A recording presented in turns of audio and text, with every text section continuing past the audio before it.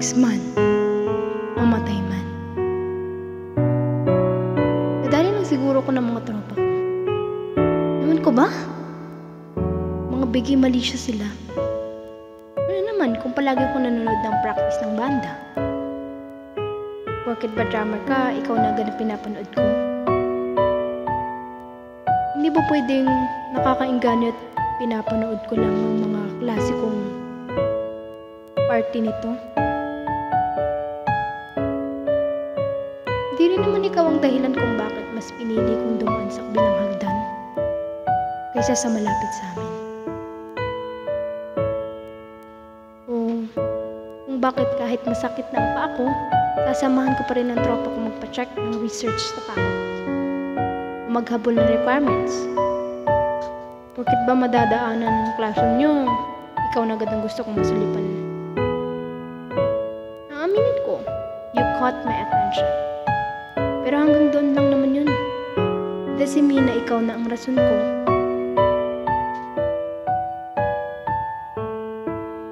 Kung bakit mas pinipili kong dumaan sa kabilang hagdan kaysa ron sa malapit sa amin.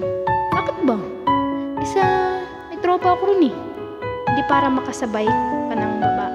Makasalubong ka kasi sakto.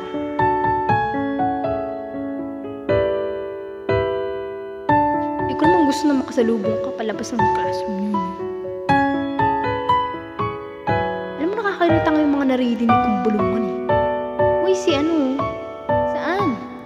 Ayun oh. Laki ko. Pero ang totoo, nililingon talaga kita. Just to make sure, nandun ka talaga. Wala ka naman. Nauna ka na yata. Halata bang disappointed ako? Tapos, nakita kita. Nasa likod ka lang pala. Ang obvious ata ng pag-switch ng emotion ko.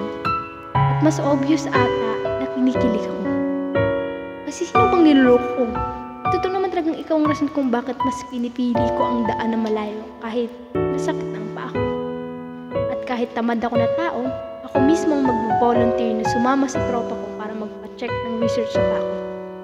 Na kahit ayoko sa maraming tao, manunood pa rin ako ng practice ng banda para makita ka at para masulipan ka. Even how many times I deny it? Totoo naman eh.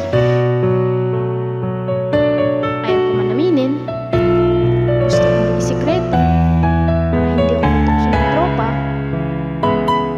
Alam ko sa sarili ko na gusto na ko. Oo, gusto na kita.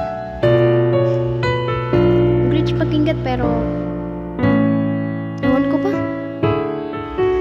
Bakit kahit sobrang sakit ng paa ko,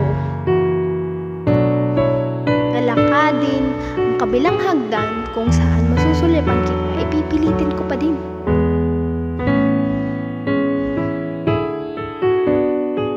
Nakakainis mang isipin pero kahit ako, naguguluhan.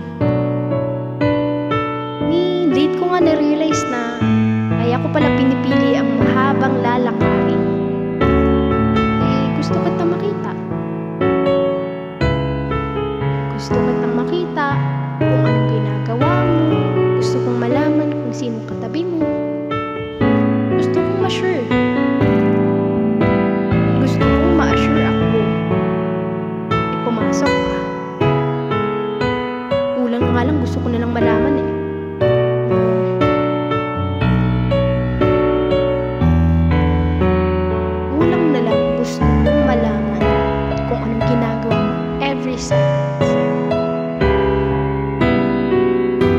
Minsan nga, gusto ko na lang na kaklase kita para hindi ko na kailangan lakadin ng pinakamalayong daan na sulyapan ka.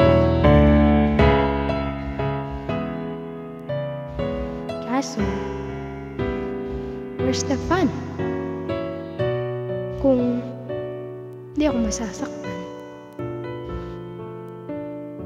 Sabi nga nila, you can never say you love someone when you doesn't feel pain.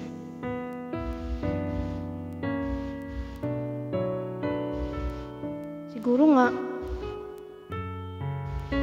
in love talaga ako. Siguro nga, in love na ako sa'yo.